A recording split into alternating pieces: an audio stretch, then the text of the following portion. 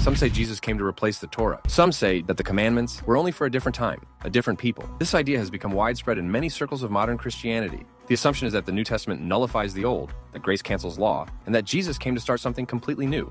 To understand the mission and message of Yeshua, or Jesus, we have to start where he started, with the Torah. Jesus' most direct statement on this issue is found in the Gospel of Matthew. Do not think I came to abolish the law or the prophets. I did not come to abolish but to fulfill. Many assume it means bring to an end, but in its original Jewish context, to fulfill the Torah meant to live it out fully, to bring it to its true and complete meaning. And that's exactly what he did. When asked about the greatest commandment, he responded with the Shema from Deuteronomy 6 and the command to love your neighbor from Leviticus 19. He upheld Shabbat. He celebrated the feasts of Israel. He wore tzitzit, tassels. So where did the idea come from? That Jesus canceled the Torah? It wasn't from him. It wasn't from the apostles. It wasn't from the early believers, who were all Jewish, and the separation between Jesus and Torah came centuries later, as the church became increasingly Gentile and increasingly disconnected from its Jewish roots. Anti-Jewish sentiment in the Roman Empire, combined with political motives to distinguish Christianity from Judaism, led to a theological shift, one that painted the Torah as bondage and grace as freedom from it. But this wasn't the faith once delivered to the saints. The Torah was never the enemy. It was a gift, a covenant, a revelation of God's character and will. The psalmist called it perfect, reviving the soul. The problem was never the Torah itself. It was how people misused it.